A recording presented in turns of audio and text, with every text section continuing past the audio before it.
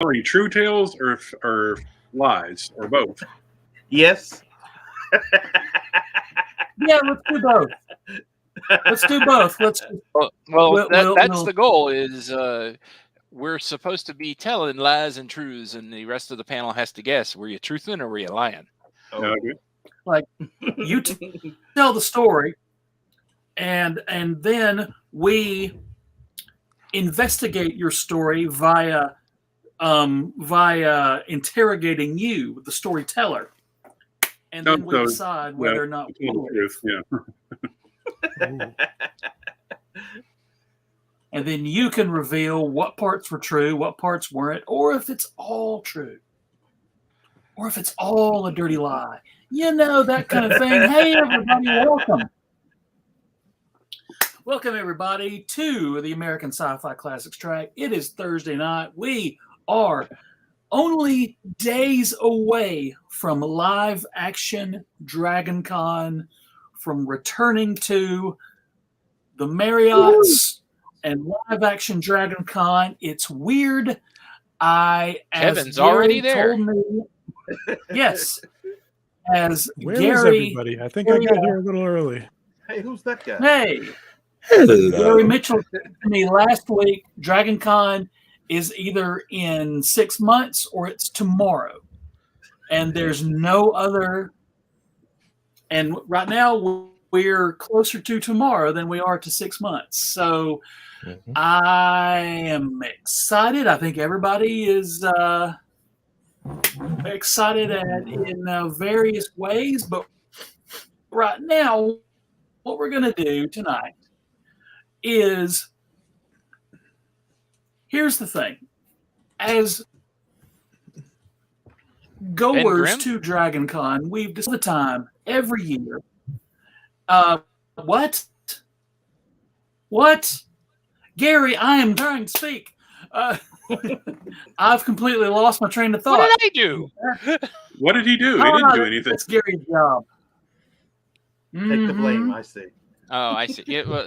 It's my lot in life. Right. But anywho, here is what we're going to do. First of all, everybody will go around very quickly. Everybody introduce yourselves. And then what we'll do is we're going to tell stories about Dragon Con and things that happened to us, things we saw, things we've heard.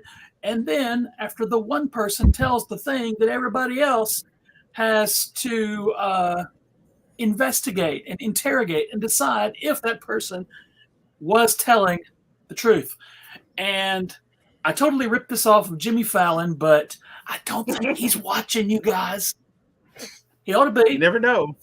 Because we're hilarious. That's all I'm saying. So first of all, one internet south of me, Sean, introduce yourself, please. Hi, everybody. My name is Sean Rosado. I am one That's half a lie. of damn, they already found me out. Okay, my name is Laura, and I was married to Sean, and then I ate him, and now I have taken on his appearance, and I'm looking for my next mate. Be wary out there, travelers. But no, my wife and I, we actually run Pop Cycle Baubles. We will be at Dragon Con at our booth next week, so definitely make sure to come out and see us. We have a bunch of really cool stuff. And I do a bunch of geeky things and write a bunch of cool stuff, and I've been doing a lot of really cool creative things lately. In fact, I stopped working on a painting for next week's Dragon Con just so I could be here. And just so you know, it is prey based. So if somebody wants a nice Comanche style coaster that's painted with like this kind of really cool art, definitely come by and check it out. Does it have any Yautja writing on it? Next up, I was thinking of doing Yautja writing. I have not decided if I'm going to do it on that particular one. I'll actually have a couple of different predators, so you'll have some choices, but I'm going back and forth on that one. Sorry, Joe. Yeah. One internet above me at this moment, Sherman. Who are you? What do you do? Hello, my name is Sherman Burris. I don't do anything except go to work and sleep, and not exactly in that order, but I'm a lifelong fan of science, fictional and otherwise.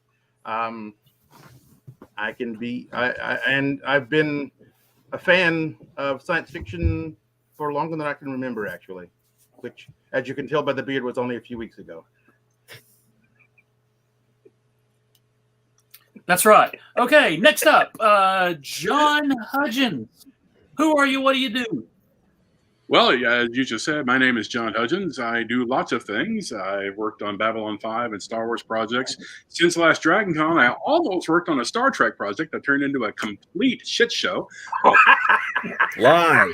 That We saw Picard season 2. We know that was a lie. No, this is a whole other story. And if David Mack and I ever get to do a panel on it, we're going to have some stories to tell. I'll have questions for you at Dragon Con, Awesome. Jan. Okay. And one internet north of Sherman, Kevin Eldridge. Hello again, everybody. Yes, I'm Kevin. I am a podcaster. My show is called The Flopcast. There's the address, or I don't know, it's over there somewhere. Just a silly, nerdy show every week, part of the ESO network. But this time of year, I'm just all in on Dragon Con and the Classics Track. So like all of us, we're just frantically trying to prepare right now. I don't know what you guys are talking about. I'm totally prepared and finished preparing, in fact. Yeah, that's not true at all. All right, one internet north of Mr. John Hudgens, my cohort, anyway, it's Gary Mitchell. Hi, everybody. Ladies and gentlemen. How you doing? And the picture of Diane Badler. Of Jane Yeah. Badler. They come in peace. They truly come in peace. Hi. Yeah, Jerry, make it happen. There we go. Whoa. There he goes. Yeah, I work with that one all the way up there in the corner and help him run It's me. these foolishness. And I am a writer, reviewer, podcaster, dashing debutante, and very, very busy man at DragonCon. My new horror podcast is now up to 4 episodes, coming this Tuesday, episode 5, with that gentleman right there, Sean, talking about Night of the Living Dead, a podcast of Amontillado. Look for it on your streaming platform of choice. And hi, Lola. And never mind whatever I was going to say, because I forgot what it was. Ladies and gentlemen, welcome. Oh, we got more. Totally True Tales of Dragon got more. We got one more. Hey, it's Sue. Two. Welcome. That's Two not me. more. Christy, welcome. Maybe, I don't know why. We're a tight organization here at the Classics Track. We'll do it live. Sure. Look, I don't know if you guys were prepared for our utter lack of organization, because you're going to get a. You're going to see it all weekend. If you haven't been to the American Yes, you Sci-Fi are. Classics Track, here's what I thought we would do: is I would just give you a crash course in the anarchy of the kind of silliness that we are up to. So, Sue, Yeah. who are you? What do you do? Anarchy. What's happening? Anarchy. Anarchy. Anarchy. My favorite introduction that I ever give myself was when I showed up on one of these last year and said, I make everything about Star Trek. So that's pretty accurate. That's what I do. I also, You're Yeah. gonna make things about Star Trek? No. I mean, That- can you that's tell? the lie. That's the Exactly. lie right there. No hints or anything. I mean, very off-brand for me, Star Trek. So I'm on Women at Warp, the Star Trek podcast. I podcast and blog and write and talk. And when I come to DragonCon, I get to talk about stuff that isn't Star Trek, which is kind of fun. But you'll that's make it what I about do. Star Trek, of course. I will make it about Star Trek somehow. Every panel. Mhm. It all comes back to Star Trek. Mm-hmm. True. Cat and Daddy's going to be there this year. I heard Captain Daddy's hair is going to have his own panel though. So, Oh, yeah. It has its own badge ribbon. If you There follow. you go. I am a fan of Pikes Peak. Mhm. That should have been a coaster. I should have found a way to make Pikes Peak into like the Starfleet symbol. You have That's the it. list. His hair is turning into the Delta. That's what it is. His hair. That's how they got the Starfleet symbol. Is his hair just kept. You've got 6 days. I mean, it's doable. Hop on It it, is Sean. doable. That's not okay. Okay. I'm challenge accepted. I love Captain Pike. I love And- Captain Pike, and I hope nothing bad ever happens to him. Oh, that makes me sad. Sweet summer Well, child. probably not in his show. I mean, that happens after the show stops. Why am I still I really the main person? I got Chrissy's just nothing waiting from so that. patiently. I totally. That is one of my favorite things to say on social media, and I got no reaction from you people. I'm going to dump you all out. We're going to start over. That's not true. All right, Joe, you need to calm down.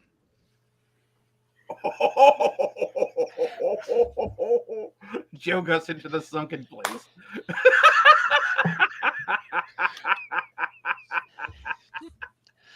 Gary, ooh, my finger is hovering right over the remove button right now. So anyway, Tales of Dragon Con, guys, No, let's we do still this have one thing. person who's like, Christy, unmute yourself. maybe Say she's just hello. watching. Hello, I'm just listening. I'm trying to help Billy get in. Cool. Oh, okay. And yet suddenly you're the Good star deal. of the show. Yay! That's all I do is talk to computer screens in meetings and Awesome. Well, if you have a story of Dragon Con you want to tell, go ahead, and if not, just hang out with us. I'm gonna just listen for right now. Oh, great. Cool It's like deal. we're communicating let's do that. telepathically with Wonder Woman. Who wants to go first? Well, I've got a good one. All right. All right, John, here we go. Okay, well, years ago, I was hanging out with Ray Bradbury at the convention, and we were waiting to cross the street between the Hilton and the Marriott. And, it's late at night, and there was a guy standing next to us that had this beautiful, wonderful xenomorph, the alien from Aliens costume, and it was just gorgeous. But we're all just waiting for the traffic to clear, because at this time the Habit Trail, the hamster bridge, wasn't built yet. So we're waiting, and finally the traffic clears, and we start walking across the street, and the alien's just sort of slinking his way. And you know how the interstate lets off right there, lets off and comes right up in between. This car comes flying up off the interstate, and we're like, ugh, and the alien goes like that. And you know how in cartoons, when guys get really big. I have only seen that happen one time in real life, and the guy about put his car into the front of the Hilton. Ray and I the alien ran like crazy. I never saw the guy again, but I can honestly say that Ray Bradbury and I have run with an alien in Atlanta. No, true or false? I can only imagine the driver of that car is traumatized to this day. Oh yeah, and also because an alien Telling movie his entire family. I am going to say he's true. terrified to drive in downtown Atlanta. I feel like that's got to be true. That sounds very true. Yes. The only thing that worries me is he made sure to put that caveat of Atlanta.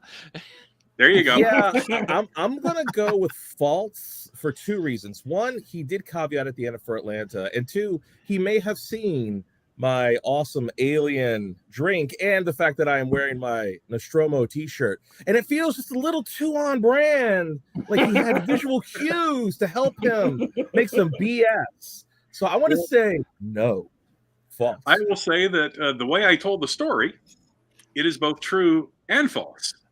It did happen in Atlanta. Oh, it happened at the '86 Worldcon, not at Dragon Con.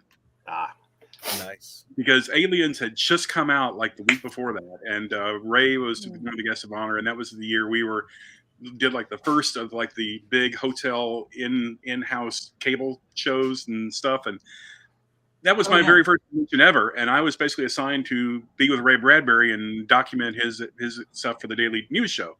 So yeah, my very first convention, I got to basically spend 12 hours a day with Ray Bradbury. I mean, I got spoiled. Yeah. So Things would go a lot worse than that. This did actually happen, but it didn't happen at Dragon Con. All right. Was Dragon love Con it. even a thing back then? Oh yeah, no, Dragon Con didn't even exist yet. I mean, a lot of what Dragon Con is came out of the Confederation people, I guess you could say. Now the one, in Atlanta, really? yeah, That's what they were called. That's yeah. Now, I will say this as a little caveat to this. About 10 years later, at the '96 Dragon Con, I was here as a guest that year. It wasn't the first time, but I was, because of Babylon 5. And one of the handlers was getting me to one of my panels, and we passed Ray Bradbury and his cohort in one of the hallways over there in the merchandise mart. And he was in a hurry, I was in a hurry, and we just sort of passed. And all of a sudden, he stopped out and he yells, "Mr. Hudgens, how dare you pass me up and not say hello? Come here, my good boy." And I'm like, no, Ray, you're a famous one. I'm supposed to recognize you. It doesn't work the other way around. Yeah, that was Tremendous. extremely cool. All right. So how do the rules work? Anybody got next? What?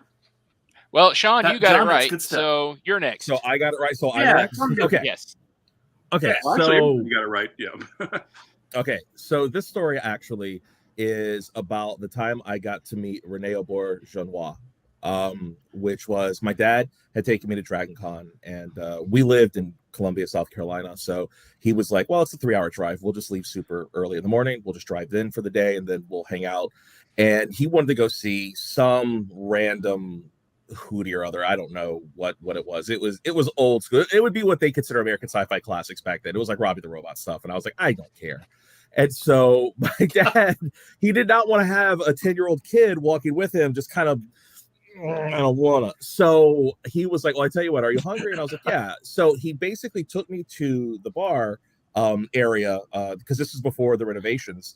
And he was like, you just hang out here and go ahead. And he told the waiter to put it on, his card and everything. And he was like, just get him some food, obviously no booze. And so I'm sitting there, and this guy comes and he sits next to me for a little while, and he starts talking, and I recognize his voice.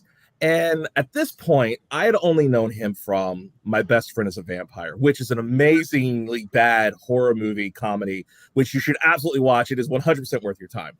But I remember him talking, and I saw him, and it was funny because he would go kind of into the deeper voice. And I was like, that sounds like the Odo, because that's what I thought of him as in the first season, the Odo. And I'm like, huh. And so I just kind of went back, and I was like, the vampire guy's, talking weird. And he kept talking, and I'm just a little, kid just kind of eating my food. And then I just turn, like a light bulb goes off, like, oh my God, an actor can be two different people. So I turned, and I'm like, you're the Odo.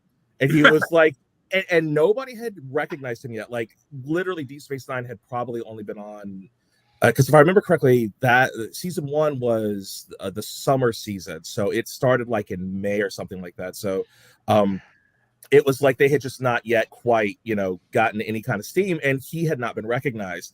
And so he turns and he's like, why, yes, I am. And he starts to talk to me. And I have like this whole conversation with him while I'm eating like chicken fingers and French fries and stuff. And just a super awesome, lovely man, and did not have to take any time out of his day to talk to this kid. He was there drinking some beverage and talking to a couple of his buddies, and he completely ignored them for like 30 minutes to just talk to me. And then my dad came up and he was like, I'm sorry if my son's bothering you. And he's like, not at all. He goes, he recognized me from a show. And my dad's like, oh, what show are you on? And I looked at him, I was like, he's the Odo dad.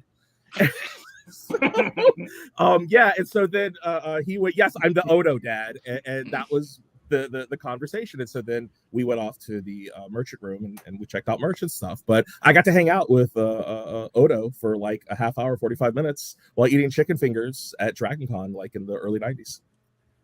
So, truth or lie? I believe everything about that story except for the part where Sean said he doesn't care about Robbie the robot. Okay, that's fair. I actually do really like Robbie the Robot. I honestly don't remember what panel it was, but it was. But no, I honestly don't remember what panel it was he went to, but it was something that I just had no. You know what? It was probably Manimal.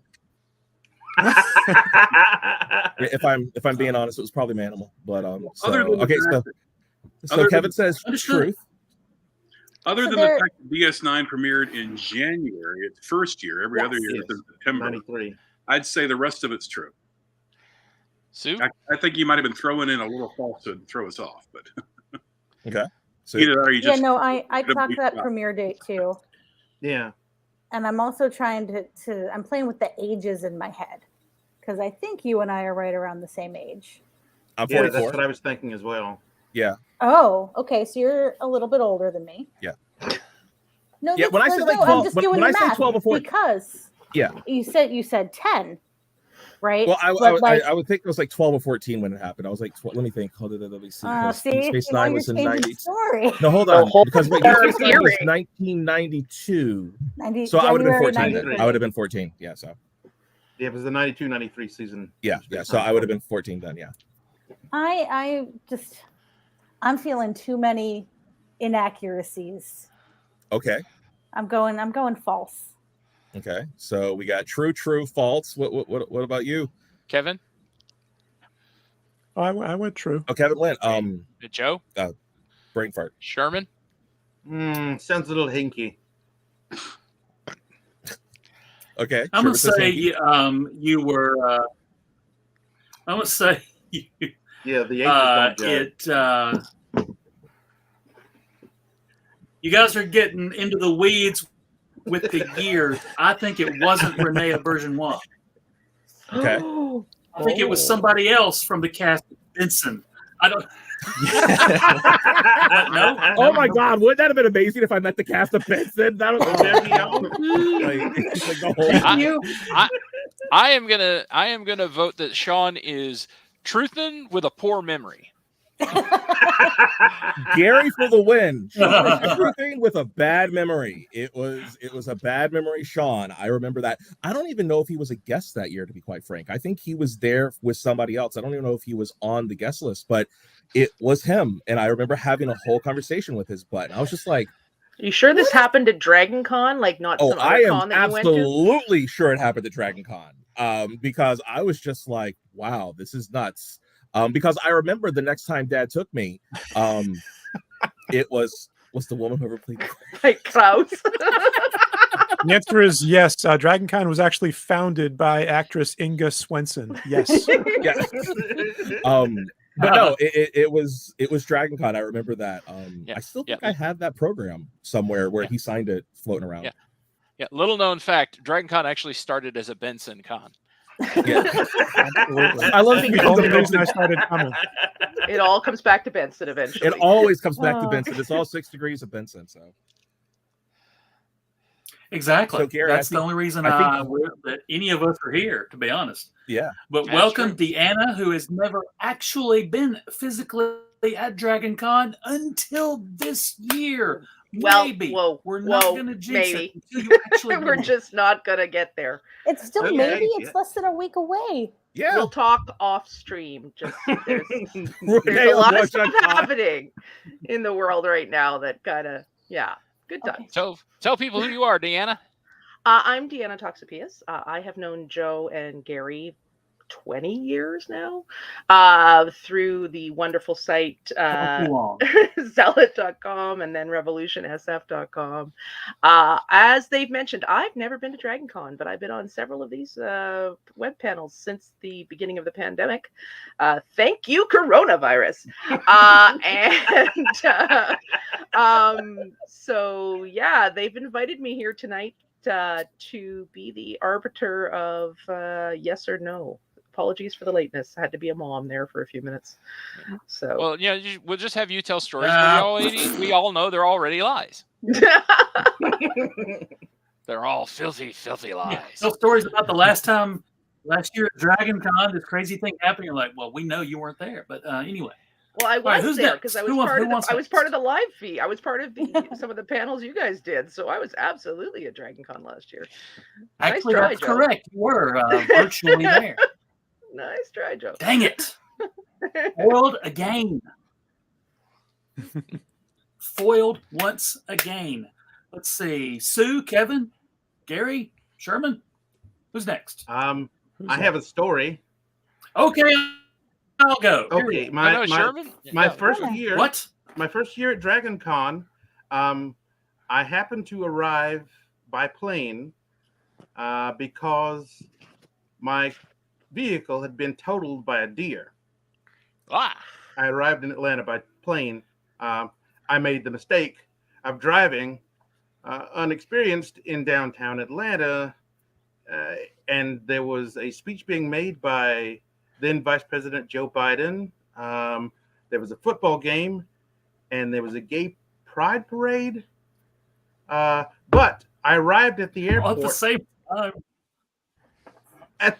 It was all at the same time in downtown Atlanta. But I arrived at the airport just as Nichelle Nichols was arriving at the airport. Oh. Wow. Nice. So you got to hang out with Nichelle Nichols at the airport. No, I didn't. I got to walk past her driver holding up a Nichelle Nichols sign. Okay, so I think that part is a lie. You did get to hang out with her. That's what I'm saying. That's What Sherman just left out is mean. Michelle Nichols' driver was Robert Guillaume.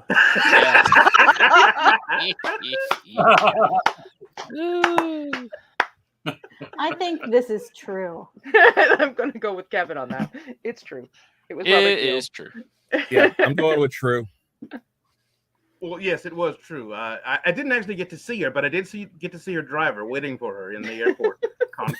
So, Oh, there you go. Dragon Con, brush with greatness. It'll be like a history moment. Yeah, you guys don't know what these are, but the Canadians listening know. Like, we have these history minutes where there are these little ads that get stuck into our programming, and they'll do like a vignette of something important that happened in Canadian history. So this will be like a Dragon Con history minute with Sherman walking by Nichelle Nichols' driver holding up a sign. I once shared a napkin container with. Hang on, let me clue up Weird Al's lame claim to fame. I do have another story. The second year, I got to meet Joey Fatone, though. So, yeah. Wait. You got a Joey Fatone story? Hold on. Everybody shut up. Sherman. No, the only thing I did was I just walked past him and said, "Hey, Fatone!" And he said, "Yeah." And I walked on past him. I didn't call him Fat One, which would have been that would have been mean. That would have been very mean. Considering I'm not the thinnest person myself, so Honestly, I love that story. It's exactly what I hoped it would be. It hit all the right notes, so I love it. All right. So who's next? All right. I mean, I have another one if you want it. I've got another one too. I have a few. Let's go. Yeah, let's go through everybody before we do seconds.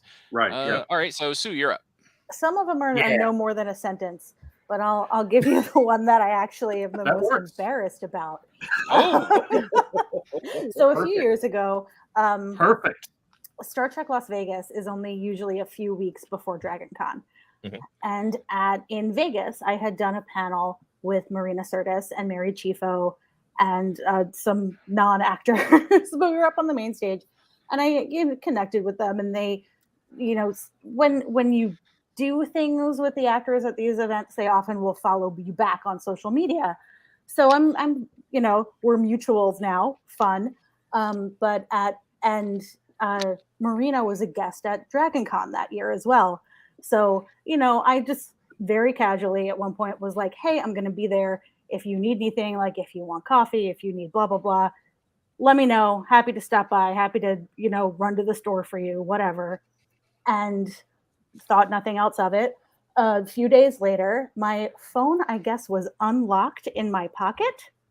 And I, on Instagram, sent her a bunch of feel good, inspirational posts. Oh no. in DMs. And the sweetest thing is she writes back like, "Oh, I really like this one. Thank you for sharing that with me." And I owned up to it and I said, "I'm really sorry. This was my phone was literally in my pocket." And he was like, "Okay, sure." And like, still embarrassed about it. That's too embarrassing to not be true. Yeah, my dad literally butt dials me on a smartphone consistently once a month. I'm going to put this down as truth because I don't know how butt dials or purse dials can still happen in the days of smartphones and unlocking, but I am too much a victim of it from my own father. So I'm going to say Sue is being on the level here, and that she just she laid down some positivity on the Certus. So. It happens with this phone all the time. I mean, Yeah. So You think you hit the lock button and you don't, right? No, and I'm a tech teacher, so my job is tech. Like I teach teachers how to use tech, and I have pocket dialed the rest of my team on a fairly regular basis because I'll be texting on Google, what's now called Google Chat, used to be called Google Hangouts. I'll be texting on that, and then I'll be like, okay, I'm about to go in the elevator, so I'll just slip this in my pocket, and bling, now I'm actually doing a whole video phone call with these guys from my pocket. So yeah, no, that sounds positive. Yeah. Stare into the void from my phone. Kevin, have you I gone? totally believe. I have not gone yet. Well, I think we have to get Sue's answer, right? I believe Sue. That sounds very true to me. Yeah, And it Sue, sounds like- I got to say, I was reminded of I ran into Marita Sirtis at a different convention just a few years ago, and I mentioned Dragon Con to her because I'd seen her around Dragon Con in the past, and she lit up and she said, "Oh, Dragon Con, if you want to go to a convention where you can see people naked." It sounds like Marina. Yeah, that's what And Marina, Dragon Con. That's So that's Neither Marina's that or thoughts on nudist Dragon Con. colony, I guess. It wasn't Marina. It was Mary Chifo. Oh, But it is Oh, yeah, otherwise but just- entirely you- true. Who is that? Laurel, you say? Laurel. Oh, she snuck up. She snookered us. Nice. Yep. We all focused on the Nicely tech done. and not the person. That's right. Everybody was focused on you're in the weeds with the phones, but that's good stuff. My inability to use technology as a geriatric millennial. I mean, honestly, I'm more proud that I knew that the purse dialing was real than the whom, because I'm not even kidding. My dad, I'm just like, Just Father. yesterday, my phone, I was listening to a podcast on the way to work and my phone stopped playing it. And I looked at it and it was like, phone is locked. I'll try again in 1 minute. And I was like, what the hell is this? And I Google it. It had been trying to like read my face through my pocket because I had left the screen on. Oh, jeez. And because there were 5 failed attempts, it locked itself. Like, I'm too old for this crap. Yeah, we have gone beyond smartphones to smart Alec phones. I feel like we're going to be fundraising for like a nice Nokia for Sue at Dragon Con. actually, I have I still have my brick Nokia. Like, all I need is a SIM card, and I can get that bad boy up and running. You could be It's like the Premier of Ontario, Sue. He can't use smartphones. He has to use they give him reconditioned Blackberries. Just so you know, you could hack the entire province of Ontario through the Premier's phone. Just a heads up, everybody. Cool. You did not say that on the live stream.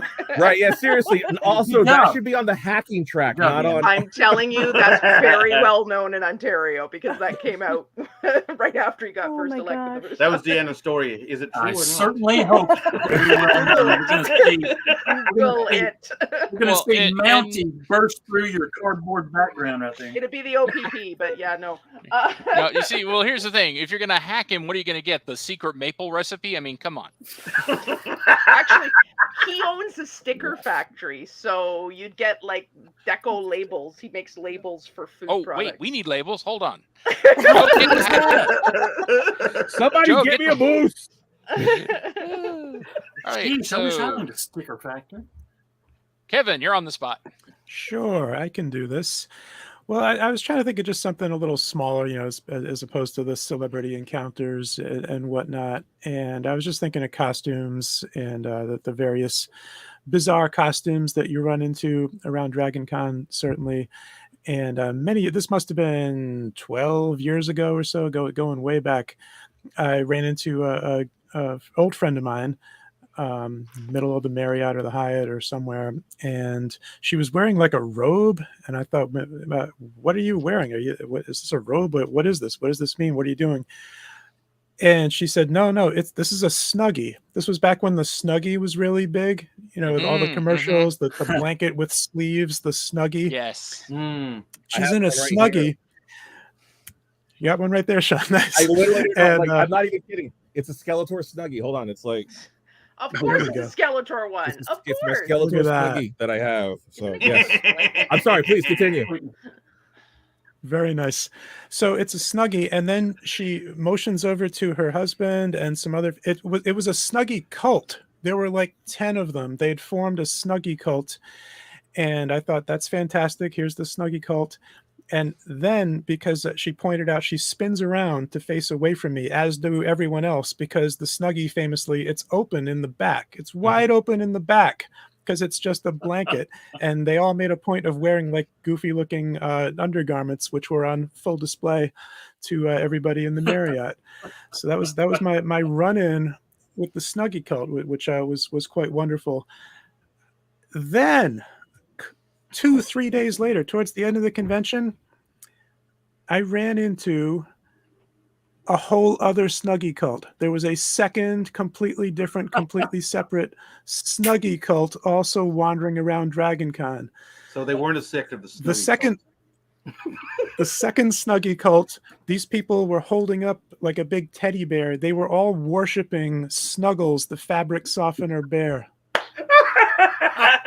Please tell me that the two cults met at one point and started calling each other splitters. I'd like to think that they did. Well, I remember seeing the Snuggie Bear cult, or at least the people in the Snuggies and the Snuggie Bear. I have seen that one at DragonCon, so I don't know about there being two groups, but I know there was one year. Yeah, Snuggie sectarians. Well, as we all know, cults never spring up at DragonCon. No, not at all. Nobody ever looks under his googly eye at all. Nobody. We're not all obsessed with a carpet that's gone 10 years now. Has You know it been what? 10 by years? noodly appendages. I have a piece of that carpet on the wall right over there. Yeah, I have my carpet right back there, and I make a healthy bit of a living at DragonCon based on that carpet every year. Because You got a carpet lanyard over there. I can't get to it at the moment, but people love that carpet. All right, I am gonna vote, and it's all because of those and damn soldier cosplayers. Our little The banner guys got that did- on it right there. Yeah, the two guys that did the camouflage. I blame them. They're ground zero, and because it was, I think, the year after that, the carpet was gone, and everybody was just no. It was more than a couple of years because the carpet stayed until the carpet was around for longer, but that's when people started like making clothes out of it. Yeah. And as it started to as the carpet cult really took off, Marriott's like, this is just too worn down. I mean, honestly, it's SOP. They have to, after so many years, they got to just rip it out because it just gets too worn down. But the fact that they didn't replace it with the exact same carpet is a crime. Yeah, the fact that they replaced it with the "we're running out of toner." I'm sorry. Go ahead. Well, I thought the name of it is called skid marks. Isn't that the official name? Skid marks. Don't we call it skid marks? I don't know. It's not the official name, but it's the DragonCon name. I know that's what we call it, right? Like the DragonCon people call it skid marks. Yeah. The fact that DragonCon did not replace the carpet with something just like the old one is what contributed to the legend too, not just open props, but that way we could all whine and miss it that it was gone. All right, so I'm going to say pictures you see on the net. It's like, nope, that's not from this year. That's from. Yeah, there have been so many cosplay pictures I've seen float around in the memes or on the internet. And I go, that was DragonCon. That was DragonCon. Yep. That was DragonCon. All right, so Kevin, I'm going to say you're a truthin' about there being a double up of snugginess. Snuggitude. Okay. As a person who has worn a Snuggie at DragonCon. Sounds like we're leaning towards true. I'm actually going to say that there's a bit of twisting going on. I think there was a Snuggie-based Snuggles cult, but I'm going to, after being burned the last few times, I'm going to say it's not quite true. Kevin, she's saying you have do no not friends. Well, that's a very popular theory around the convention. Absolutely. So I Popular totally theory. get that. I don't know. I'm kind of with Sue on So, this so one. Deanna which is- believes there was a. Deanna thinks there was the Snuggles the Fabric Softener Bear cult, but not the other cult with the people with their underwear. Or Given they the weren't amount the of same nudity con. Like they weren't the or same quasi year. nudity at Dragon Con, it's entirely possible. Yeah, I'm like- very happy like- to say both Snuggie cults absolutely true. Here's my friend Mariana, all the way over. Oh, on the he side, brought and proof. Oh, dear God. This is the Nice. this is the first Snuggie cult that I encountered. See those things on their heads? That's when you ordered the Snuggie originally. It Oh, came with the like a book little light. reading lamp. Oh, yeah, I remember I that. wore those as part of the suit as well. That is tremendous. Just magnificent. I do not have the view from the back prepared for everybody, so you're Oh, welcome. well. Well, it's before 10 o'clock, so there you go. Yes. It's true. But here's You the other have to be cult ready. anyway. Oh, there's the. These Oh are my the gosh. people worshiping the. There's Snuggles, the bear, right there. Also, I feel That like is did great. they walk around like the Monty Python monks, hitting their heads with something? No, those are just the Monty Python monks. perhaps. I could have sworn there were Snuggie people doing that at one year. There It might wouldn't have been. surprise Hitting me. themselves in the head with Snuggles the bear? Or? Maybe. Well, I know I've seen a number of Spanish. I feel like that's not a lot of inquisitors at Dragon privation Con, hitting so. yourself with Snuggles. Well, I wasn't expecting that, Sherman. Oh! John Wynn! Shut it down. Well done, Wynn. John. Well done. I mean, he set it right up. Right. So, Gary, do you have one? I do. I'm trying to Okay. decide between two, and I think I know the one I am going to go with. I'm going to go with a quick one to start.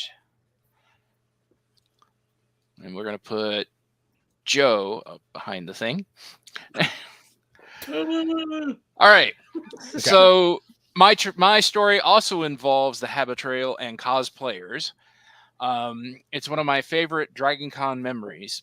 I was going from the Marriott to the Hyatt, and I'm walking in one direction, and coming towards me in a very annoyed, that kind of march walk someone makes when they're angry.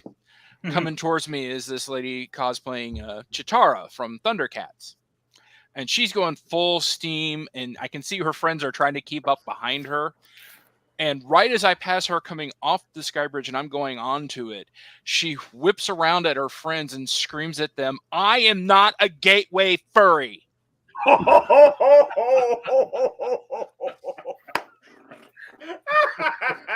That also needs to be a shirt. I'm just saying. I mean, you guys are giving me a lot of work to do, but okay, like I'll see what I can do. That's could my probably come up with story, a and I'm Chitara. sticking to it. I'm just disappointed it wasn't a story about strawberry shortcake, Gary. I mean, like. Oh, that's for Tale Telling After Dark. Did it involve the peculiar purple pieman of Porcupine Peak? There was some poking. That's all I'm going to say.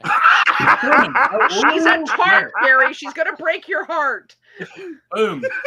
Oh, Oh. well, now we can't find out if Gary was telling us the truth or not. We're So I just guess going we to have- sit here and let Gary think about what he said. All right, Gary. Sorry, I'm still thinking. All right. So am I a lion or am I a truthin'? That sounds exactly like Dragon Con, so I'm going to say Yeah. truth. Well, Same let's here. see. There are a number of people who, because of the Thundercats, did sort of get into that. So it's within the range of possibility.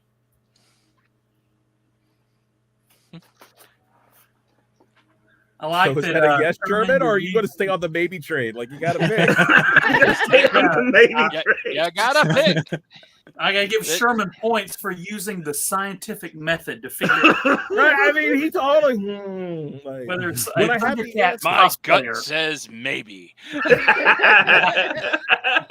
I very much enjoy, by the way, how every couple of minutes Kevin is in a new location at Dragon Con. It's one of the reasons we always have him on here. The man is prepared. I mean, he's just trying to get the most out of his Dragon Con experience. That's all. Yeah, man. right. So is everybody voted? I will say yes. I will believe say you, yes. Gary. I'll believe you, Gary. And if you burn me, you're in trouble. I believe I saw that Chitara cosplay. Mm-hmm. I am telling the truth.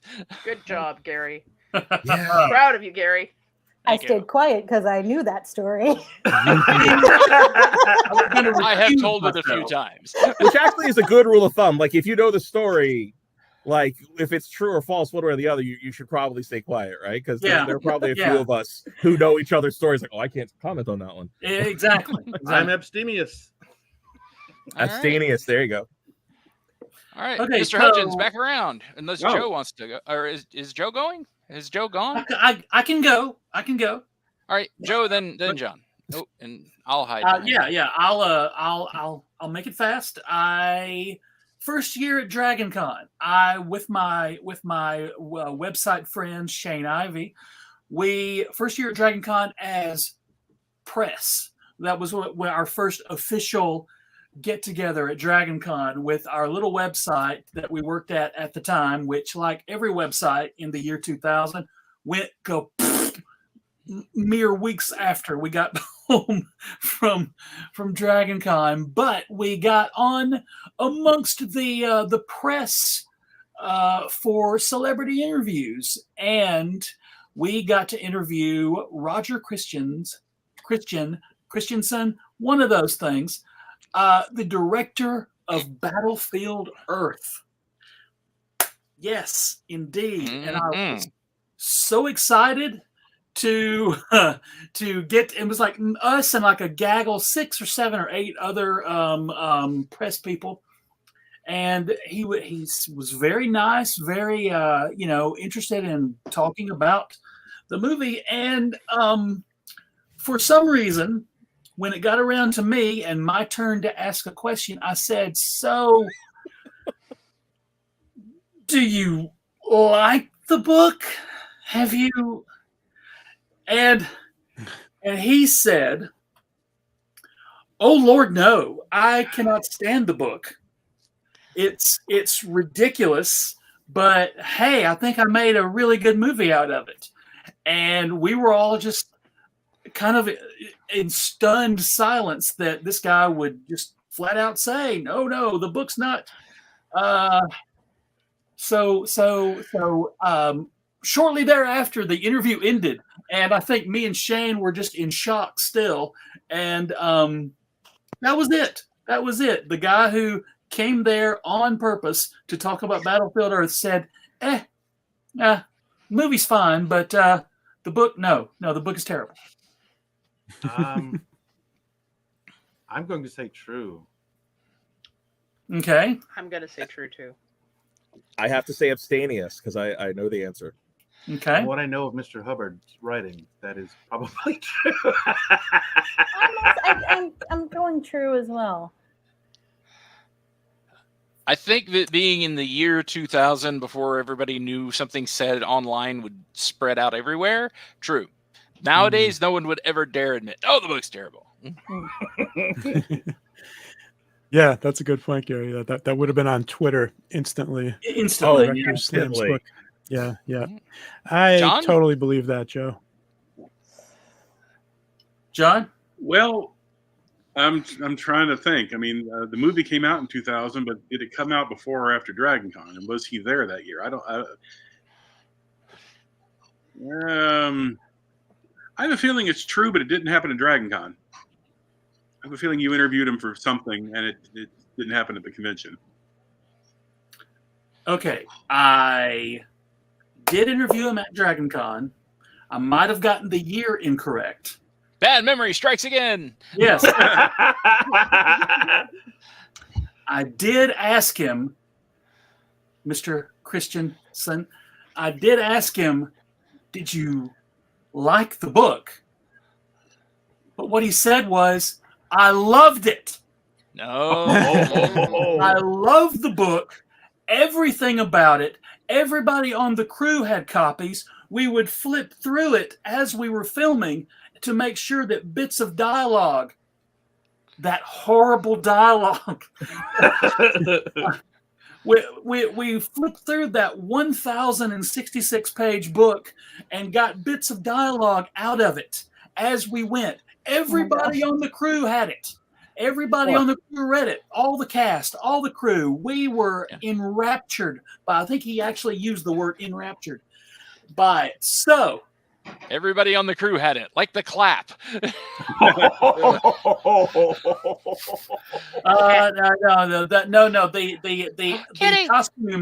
The costumes that John Travolta and everybody wore would openly prevent the clap. So,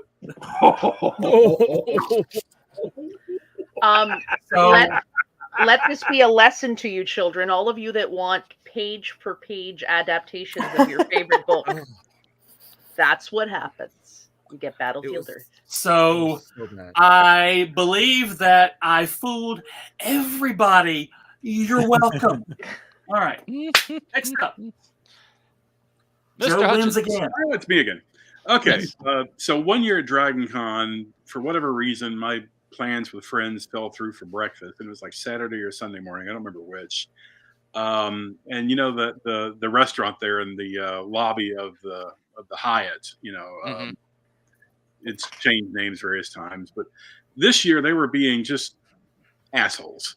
But there was a line, and you had to wait forever to get up in there. And when I finally got up there, they wouldn't seat me because you're only one person. We've only got tables set for 4. We can't sit one person at a table for 4. And I'm like, you've got to be kidding me. And the person behind me says, well, that's okay, dear boy. You're with us now. And I turn around and it's Jonathan Harris. Oh. He says, come sit with us, have breakfast with us. And so we sat there and we had a very nice breakfast with him and his friends. We talked about the fact that we've got mutual friends. You know, I couldn't get him to say, oh, the pain about anything about over breakfast, but we just had a nice breakfast, you know, not as fanboy and guest, just a couple of guys and, you know, and his lawyer and his agent or something like that. I forget who the other two were, but it was just a nice morning, you know? Okay. Nice. I can buy I'm going to say that's true, except it was not Jonathan Harris. It was the robot.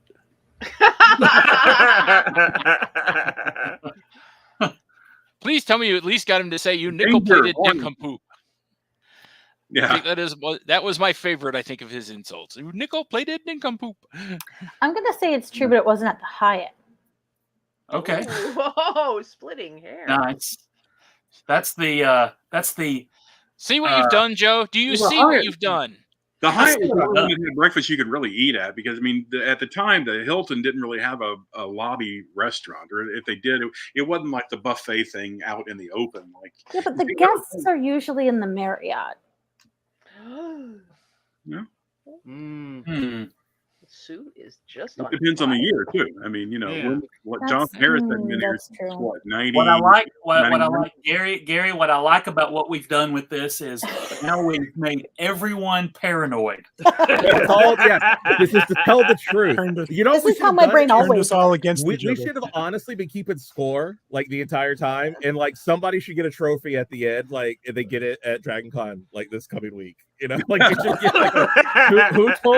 got the most right and wrong answers. Remember, like an hour ago when we were all friends. When we believed everyone's stories. Yeah, speak for yourself, buddy. What is this, a Sci-Fi Classics Track version of Monopoly? I'm gonna say I've heard this story before, but I don't think John told it. So, or a version of this story before. So I'm gonna say it happened, but not to John.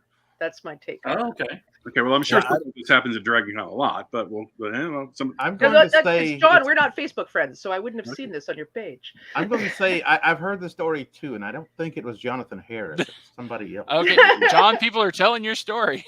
Maybe a Doctor Who actor? Sure. I may have told this one before. So is that everybody? Yeah. No, I'm going to say no. I'm going to say no. Right. But I'm not going to give intricate reasons. I'm just going to go with a simple no. Okay, just go with true. Just going to say no. True. I'm saying true. I'm going with Gary. I'm going to believe every word John Hudgens says from here on out. Yes. This is your chance, I lied on one point. It was not Jonathan Harris. It was Frank Gorshin. Oh, Yes, yes. And it was at the restaurant in the Hyatt, you know, Mhm, yeah. because you've got that great open area you could people watch and eat. Yep. But but it did happen. It was Frank Gorshin, and I don't know if anybody else has repeated the story, but I'm sure stuff like this happens all the time at Dragon. Yeah. Mm-hmm.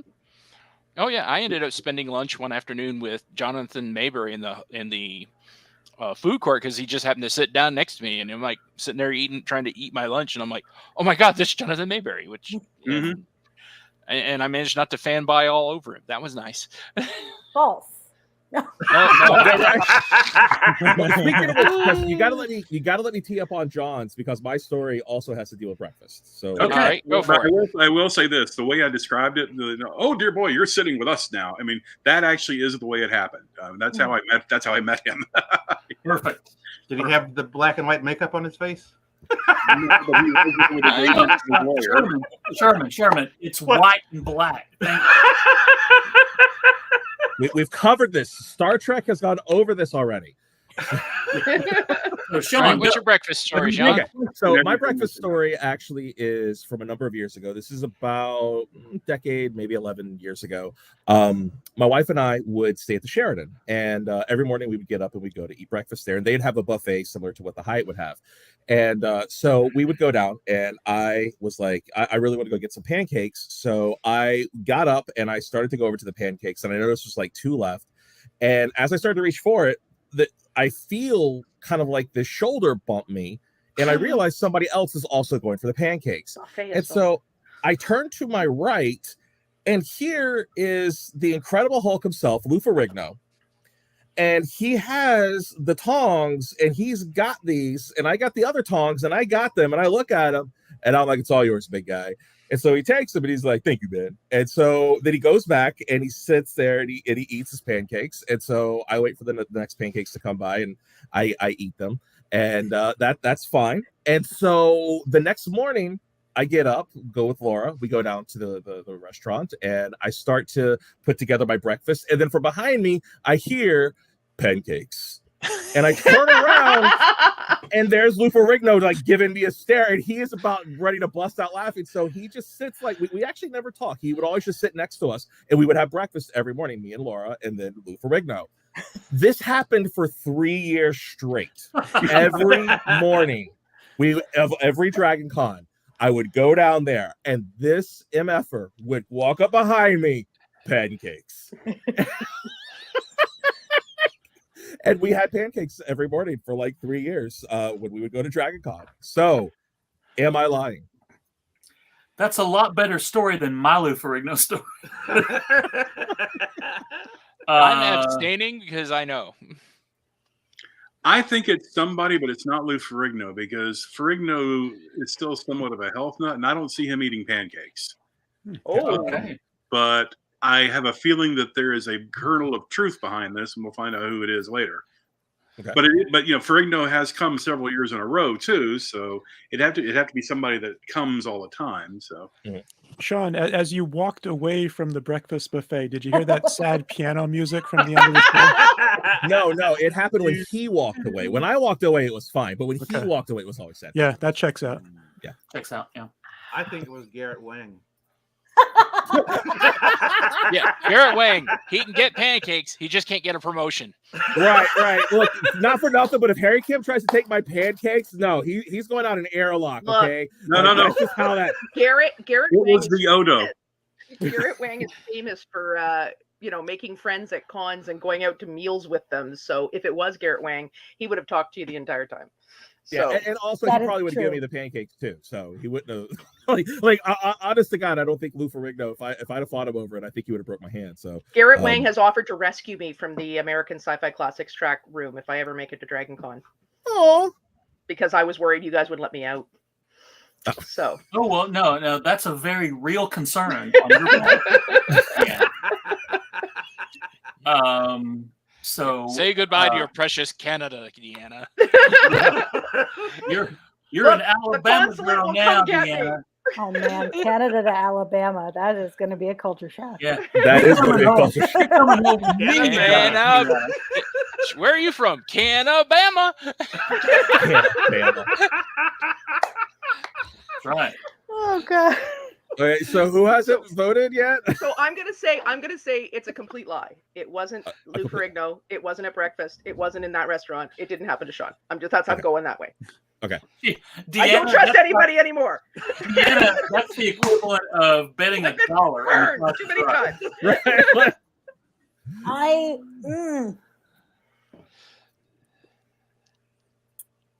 True.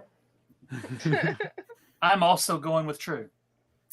Well, ladies and gentlemen, boys and girls, children of all ages, this story is 100% true.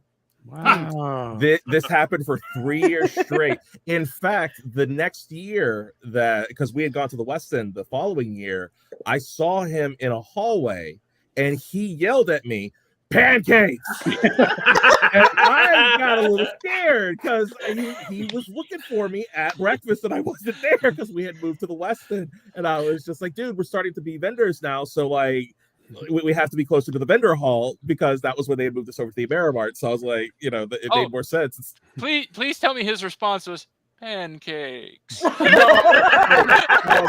but it's funny because the only word he has ever said to me is pancakes. What Sean doesn't realize is that Lou yells pancakes at everybody. God, wouldn't that be hilarious? No, he's like a Pokemon. All he can say is pancakes. Right, like that's actually his real name. Lou Ferrigno's real name is Pancake. And that's all he can say, pancake. Oh my gosh. So yeah, but no, 100% true. Yeah, I had breakfast with Lou Ferrigno many Dragon Cons in a row. It's fantastic. And pancakes. So that's That is all right. tremendous. Completely arbitrary. You're next. Oh, okay. Not a breakfast story, but several years ago. I'm not important the year because I don't remember what year it was. After a panel in the Hilton, you know how you go to the Crystal Ballroom and it's kind of like tucked away in a corner, and there are bathrooms on the way down that really long hallway. So panel lets out of the Crystal Ballroom, and I used the restroom after the panel, and as sometimes happens, I guess some of the stalls had run out of toilet paper. So the person in the stall next to me says, "Hey, can you give me some toilet paper?" Yeah, of course, no problem. I spared a square, and no big deal. Don't think anything of it. Leave the stall. The door next to me opens at the same time. It's CCH Pounder. Oh, wow. Okay. Awesome. I have follow-up questions. First off, how did you not know it was CCH Pounder? You would have known that voice as soon as they asked for toilet paper. That's Amanda Waller, young lady. Could have been Amanda Waller. Really having to pee. That's not fair. Expecting to hear that voice in the bathroom. Yeah, you know what? That actually would have made me urinate if I was in the bathroom. If I hear the wall, like I gotta go pee after that. Oh God, it's Waller. I'm gonna say he was not on the panel that I had just left. Right. Okay. I'm gonna say it's true. I want it to be true, so I'm going to say true because I want it to be true. So I'm going to say it was. Go ahead, Joe. I'm going to say, You're going to say, Yes. You That's just what I'm did. going to say. I'm going to say, yeah. Now, I'm going to say it was the singer from CNC Music Factory. I was going to say that. You stole my line. So wait, time out. So Lola says, was it her British accent or American? Is CCH Pounder British? I thought she was American. She's American, right? But doesn't mean she can't do a British accent. No, it doesn't. But I just need to make sure my world is not being rocked at this moment. Like she's American, right? Like she's not British, and I just never knew it. No, She's but American. she has that trained inflection. I mean, she does. I mean, the woman has a wonderful speaking voice. She's Okay. from Guyanese. She's from Canada, Bama. Okay. That's why I sound so much like her. Okay. I just typed into Google, is CCH Pounder BR, and it filled out British automatically. So this must be a question people ask. Well, he's from British Guiana. Yeah. So Ah. So She was born, but she was raised in America. Okay, Well, but there she was we go. raised in America. Okay, so all right, so okay, that could track then, because I'm like, if this woman has been just doing the most spot on like American accent for like 35 years, and I've never picked up on it on anything else, because I've only ever heard her in an American accent. I'm sorry, Sue. I still believe your story, but like I would like, my world was just thrown asunder, and I needed answers. Kevin. Yes. All right, I'll give you one more. Let me, No. Is that no, is you she gotta telling the vote. truth or not? I thought. Do I believe Sue? Of course, I believe Sue. I believe everything Sue has ever told me. John? I Wow. got news for you. Sure. What's that, John? Say Sure. sure. it happened. I know she's been at the con. I don't. It's been a couple of years, but you know. All right, but, Sue. 100% true. Yay. Awesome. Nice. It would have been better if she'd done it in Navi. Depending on the year, yeah. I mean, you know what? Avatar was a decade ago, so yeah. Mm. I'm pretty More sure than a at the decade. time she was there for Warehouse 13. Nice. Yeah. Not NCIS New Orleans. No. Right. We don't get the whole lot of the NCIS crowd, do we? I don't think we. That's because of their That's awesome. long-running feud with Benson. That's why. Yes. the Bedford NCIS crowd, they do not. Ever mix, ever you know. since Benson was canceled to be replaced with NCI, whatever. Whichever city first version of Benson NCIS. happened Can I just say one thing before Kevin? I want you to get to your story, but Okay. somebody put the angry emoji on our thing. I don't know who for the last hour has been angry, but Could be my kid. Who knows? if you're angry on the American Sci-Fi Classics Track, You're we're doing it wrong. Wrong. Maybe So- they're angry about the lies. Could be. That's probably it. Yeah. Yeah, Maybe they're not we're angry. They're not angry. They're disappointed. Well, I can see who named. Shall I name them? I don't know who this is, but No, We're that's not going to fine. name and shame them. No. Okay. No, we're going to do that. But Put it in the maybe maybe private chat. Okay, what I'm seeing here it says Joseph Crosif. Uh-oh. Got you. It was Uh-oh, me it's all Morbin along. time. It was It more was than me, third. Austin. It was me. I like that we have a Mitchell. close up of Kevin the entire time, where he's just like, these assholes are. I'm just drinking this in. He's like, I'm just sitting here on this beautiful carpet, just waiting. Just. Okay, so Kevin, go. Okay. Oh, that's Actually, escalator. yes. I thought of something building off of the Lou Ferrigno story, because this somewhat is Hulk related, and that's my favorite group from the parade, a parade marching group from the Dragon Con parade.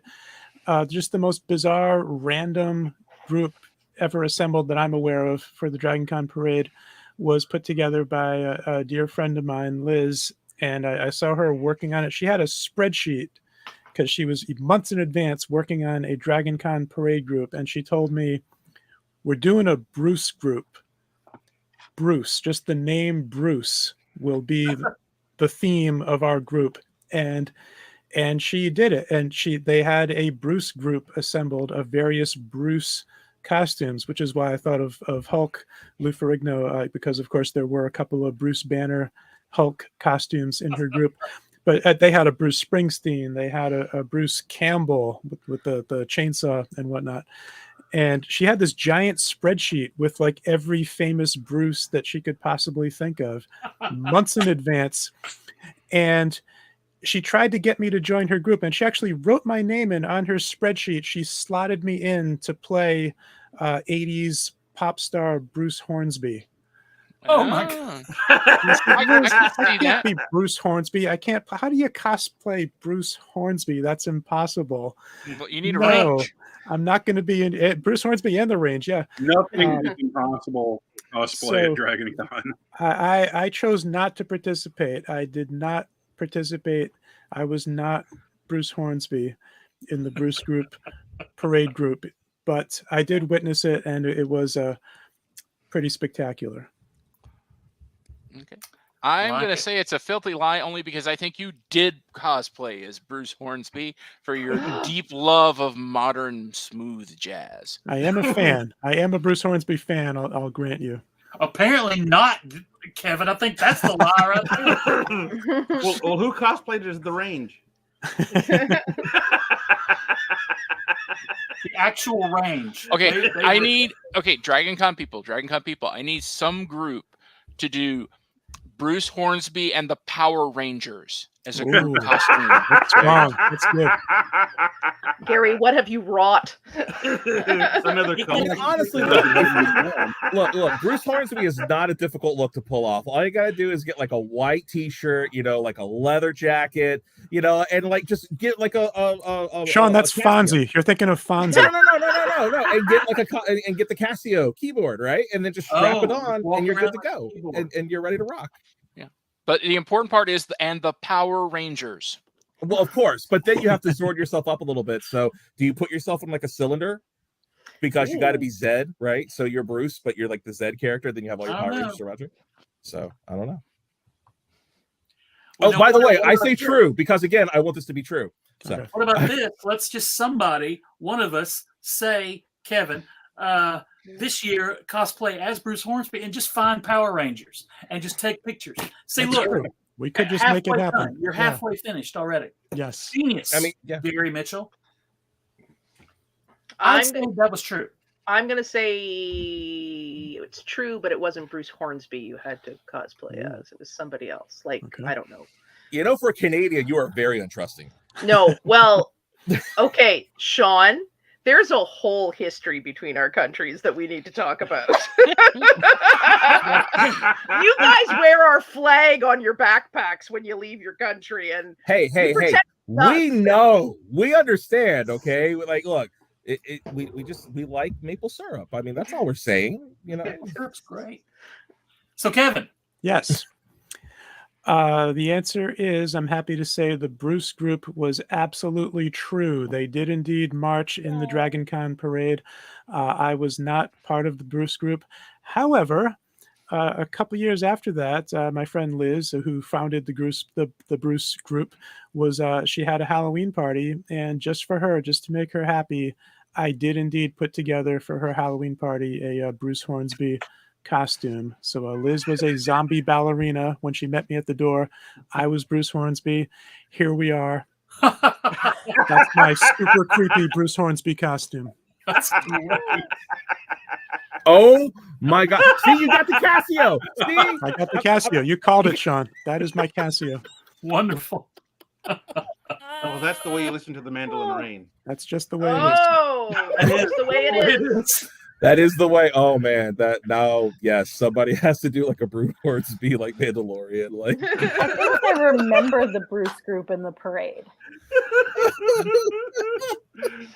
I don't know that anybody can top this. This may be the best time to shut this thing down. Well, I have a good segue out that can also give a toss out to Gary and his new podcast if you want to hear the quick story, and we can just do it as a cliffhanger. Okay. Notice that was so- in his new podcast, not in Yes. our new podcast. Oh, No, it's Gary's new podcast. This is Gary's new podcast. I happen to be a guest on it coming up. But Coming Tuesday. Coming this Tuesday. You can listen to it on the way down to Dragon Con. Mhm. But so this is the story. If Of a anybody lovely here lady? has yes, if you have ever heard my story about Night of the Living Dead, you know that movie traumatized me for like my entire life, and I love it. 1 year at Dragon Con, I had a chance to meet George Romero, and I told him the story. And this jerk laughed his ass off at me for 20 minutes because he took such delight to know that a 9-year-old kid was scarred, truly traumatized by watching his movie at way too young of an age. Is it a lie or is it true? Find out on Gary's show coming up this Tuesday. And Gary, where can they find that at, buddy? A podcast of Amontillado on all the different podcast platforms: Spotify, Libsyn, iTunes, etc., or follow Apod Amontillado on the Twitter. Brilliant. That is, it's called internet marketing, people. We are geniuses. It just came to me at the moment. I was like, oh, I could just boop. There you go. So I'm sure What you got there, John? Oh, well, I was going to say, I'm sure somebody's brought this up before, but you could almost do like this one time at band camp, but just change it out to this one time at Dragon Con. Oh yeah, and I have a new kitten. Oh no! Meow meow meow meow meow meow meow meow meow. Joe, you have to retroactively retitle this entire session as This One Time at DragonCon. Okay. Yeah. I can make that happen. Yeah, I'm pretty sure someone stuck a flute somewhere at DragonCon.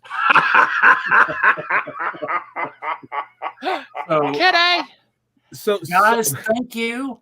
We will see some of you in live action at DragonCon in just a few days. We are so happy that you joined us here tonight. Everybody, let's go around and, well, we did that at the beginning. Sue, tell people where you can be found on the interwebs. You're muted, Sue. Muted. It's what happens when a cat gets on your keyboard. You can find me in particular at Speltor on Twitter. And you can find me talking about Star Trek anywhere you can find me, but most especially at womenatwarp.com. Excellent Thank podcast. You. And guys, nice. Deanna, where can you be found on the Really, I have a Twitter, but I mostly talk about teaching. But I do run the good old RevSF Facebook page, Revolution SF Facebook page. So if you like memes, that's where they tend to show up. That's a meme. Kevin, go. Oh, find me at flopcast.net. There's the address right there. And find me, right here at the Marriott with all these wonderful people at DragonCon in the Classics Track room just a few days from now. Let's 1 all week be from angry. today. Let's all take 2 seconds to be angry at that new carpet right behind Kevin. Kid Marks. Boo. John, tell us. Well, a week from tonight, you'll find me in the Classics Track room where we're going to be doing the readings. I will be doing a reading from Gremlins 2 with a gremlin. You can find me at zteamproductions.com or at zteam productions on YouTube, or just plain old John Hudgens on Twitter. Meow, meow, meow, meow, meow, meow, meow, meow, meow, meow, meow, meow. Sherman. Yes, I can be found at Nerdburger358 on Instagram, Twitter, Pinterest, and Discord, and other places, Hachi358, and of course, the Sherman Burris on Facebook. Coolness.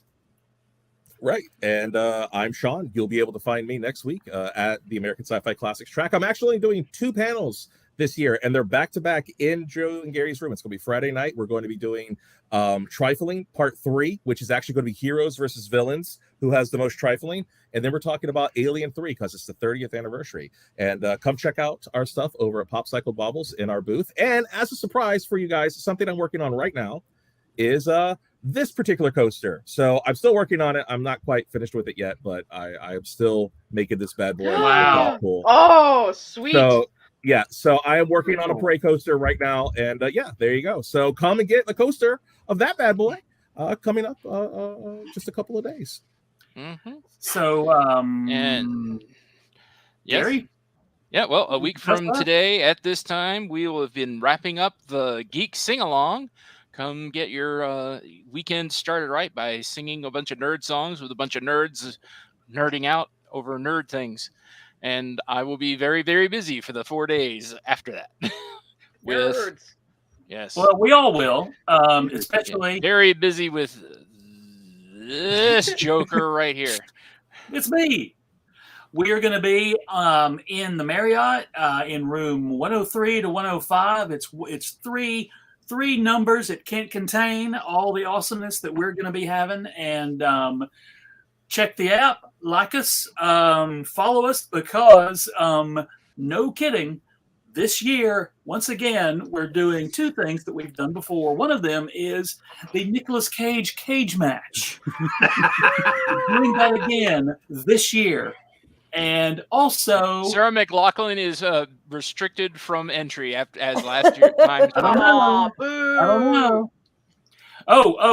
On socials, I posted about the Nicolas Cage thing in like a group that not many of us are in, like maybe the DragonCon unofficial group, and some snark lord came in and said, "Ha ha! I bet Nicolas Cage wins." And I was, what hell? You would be surprised, sir. You would be wrong. You're incorrect, sir. And we're also, because we're also doing a little panel called the Manimal Panel with Melody Anderson, who is for real coming to Dragon Con. Dale Arden. She, whatever. Wait, She's did the you lady name from it Manimal Panimal? Did you name it that? Oh, yeah. Yes, I did. Animal Yeah. panel. I Well, take somebody credit. has to like I it. accidentally said that like 6 years ago. And we have been talking about a animal ever since. Yep. Yeah, The it's Manimal it's Panel. all because of Sue. Yep.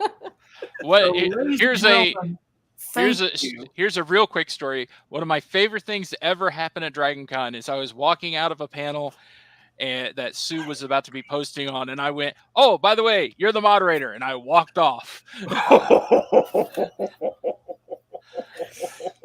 Yep. True. No, what true, makes true. that story better is that somebody wrote a complaint about that in the app for feedback. Yes. That you What? were the moderator, or that Gary appointed that- you? That Like Gary that, like- did that and left the room. Boo. Boo to Gary. It was like, I'm getting a cheeseburger. You're the moderator. Yep. I mean, but you know what? I think I actually was on that panel with you, and I think you did a fantastic job.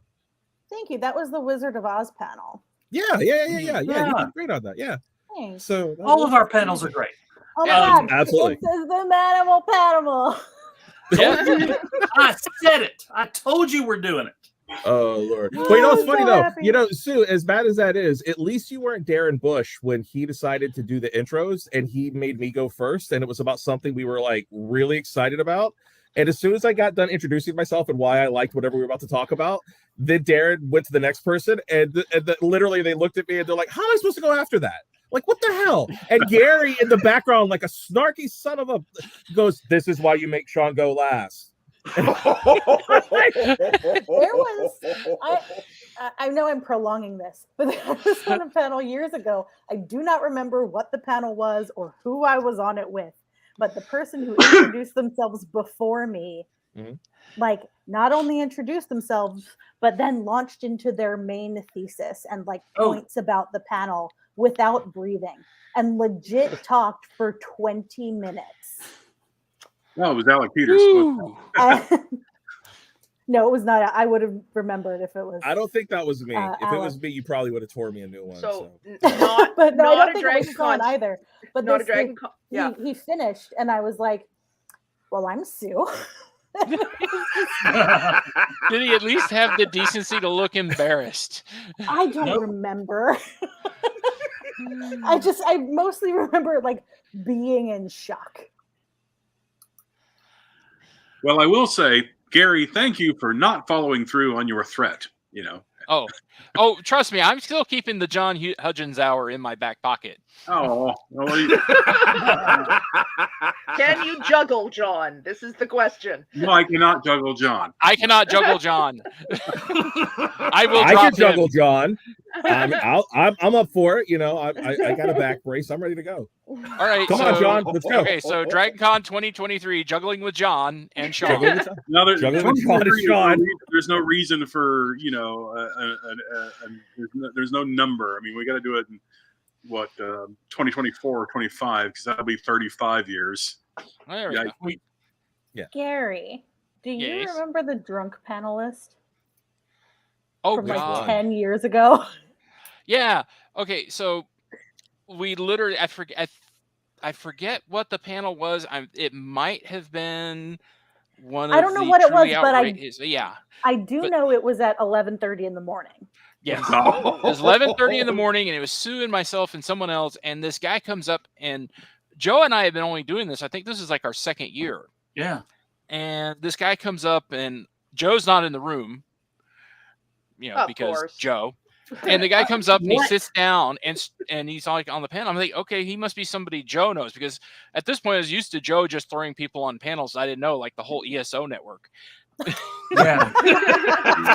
Like, just No, one Joe afternoon. hates By the the way, game. this is the ESO network. They're going to be on the panel. Gary, Okay. put yourself here. I don't need to be Oh. here for this. So he, like I said, Joe was just throwing people on panels. So I figured, okay, it must be some other guy Joe knows.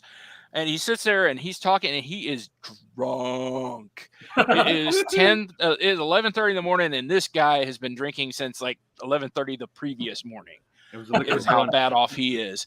And we're trying to talk, and I'm trying to be nice, and I'm also trying to keep this guy contained. And we're having the panel about 15, 20 minutes of the panel. He's like, yeah, no, I can't do this. And he gets up and staggers off. We still don't know who he was.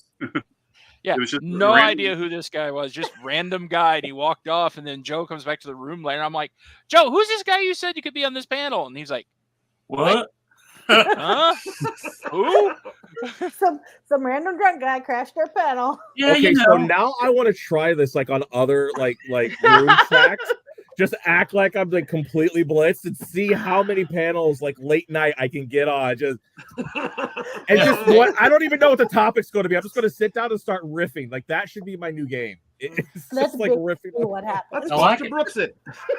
Foster Brooks. We have had Dragon Con bingo. We have had multiple people pitch to Joe and I like, we should do a panel about beer or a panel where everybody's drunk. I'm like, why? No, it's not fun for anyone. No. Well, it's fun for the drunk. I mean, the only connected beer panel I can think of for this track may be Strange Brew, but you know. yeah, that would be about the only thing. Oh God, you mentioned a Canadian thing. Yeah. Take off, hosers. Okay, I can sing that song. That was a massive get up here. We have activated Deanna's Canadian mode. I'm serious. He might as well have just yelled out Tim Hortons. I mean, just Jesus. Like... So, Deanna, do you live in Dog River? No, I live in Ottawa. I have met Justin Trudeau many times. You're supposed to say you live in Warrington. No, I could say I live in Schitt's Creek, but you know, isn't that in Ontario? For those of you who don't know the reference I'm making, look up Corner Gas. You're going to fall in love with this show. Oh yeah. There's a lot, and Kim's Convenience is also God, yeah. excellent. Yep, yeah, Letterkenny. There's a bunch of them excellent. now. Like we do comedy well. Yeah, I'm still mad about Kim's Convenience. There are a lot of them coming back though. There are a lot of them that we should discuss. To be fair. Don't talk like seriously, guys, there's only two of us who watch the damn show. Fine. Joe's gotta go. We love you guys. Thank you for coming on board with us for a little bit. We are going to be in live action in just a few days. Yeah, 7 days from today. Oh my goodness! Unless you're watching this in the future, and then that's on you. Yeah, and you missed it. I like Sue's face of hang up already. Shut up and hang up. Some of us have to work tomorrow. We're gonna propose that we end the panel 20 minutes ago. We have to stay up late in 4 or 5 days. We've got to get our rest now. Yeah. No. Actually, I have so much sewing to do. No, we're pre-gaming. We're all staying up for only 4 hours of sleep a day because we got to be ready. No. 621. Sounds so attractive. 621. You gotta prepare 6 those showers. caffeine levels. 6 showers, 2 meals, 1 hour of sleep. That is. But join us and all of our nerdy friends in 7 days. And join us on Facebook at American Sci-Fi Classics Track. And if you're watching us on YouTube right now, you're already here. But join us in all the things. We're going to be. Yeah, if you're not comment, subscribe. Hit the bell. Hit the bell. Yes, hit the bell. If you're not at Dragon Con, we're going to be going live during Dragon Con and doing fun stuff there too. But in the meantime, we're shutting down. Everybody go home. We will continue these panels on the YouTubes in October. Yes, we made a lot of crazy promises, and now we can't stop. The quarantine panels will continue. We will see you guys very soon. Thank you. Yes, join us in 7 days. You guys, you'll hear me say they made me wear pants. God damn it, we did.